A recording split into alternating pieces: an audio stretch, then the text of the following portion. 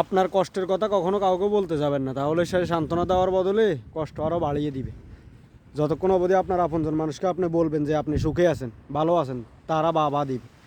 যদিও আপনার পকেটে টাকা না থাকে, তারপর আপনি এই কথা কারোর কাছে বলবেন না যে আপনার কাছে টাকা নেই। আপনি সবসময় বলবেন যে আমার কাছে টাকা আছে, সামনের মাসে ভাবতেছি ঘরটা ভেঙে নতুন একটা ঘর করব, ওই জমিটা কিনলে কেমন হয়, ঢাকা একটা ফ্ল্যাট করলে কেমন হয়, এগুলো সবসময় বলবেন। তাহলে কী হবে দেখবেন, আপনি যদি বিপদে পড়েন দেখবেন তারা আপনাকে সুরসুর করে টাকা বাইর করে দিবে। আপনি টাকা ধার চাইলে তারা আপনারা টাকা বাইর করে দিবে।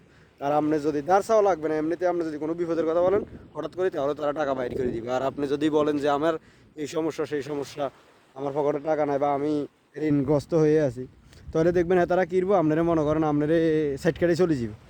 ফ্যামিলির মানুষ কোন আর আত্মীয় স্বজন কোন, যদি পকেটে টাকা নাই এটা কেউ শুনে কখনো, তারা কিন্তু মানে এগিয়ে আসবে না, আপনার সাথে থাকার চেষ্টাও করবে না। তারা আসতে আপনারে কাইট মারি হরি যাইব। আর যদি দেয় যে না আপনার কাছে ট্রেন আছে, তাহলে তারা আপনার লগে সবসময় থাকবো।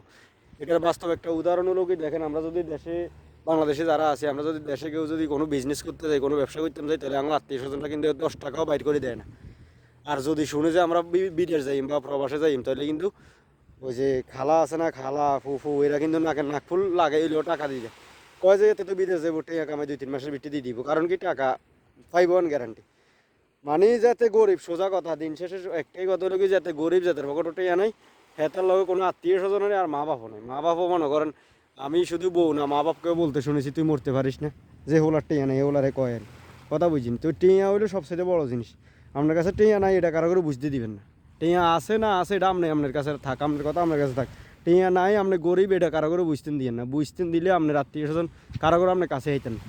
আর আপনি মনে করেন যদি দেন যে টেয়া আছে আর কাছে, আপনি যদি একটু সুন্দরভাবে চলাফেরা করেন, তাহলে দেখবেন আপনি মনে করেন কোনো বিপদে আটকিতেন না। বিপদে আটকানোর আগে তারা টেয়া দিয়ে দিব, জানবো যে আপনার কাছে টেয়া আবার হিরি হাই যাইব, কথা বুঝছেন।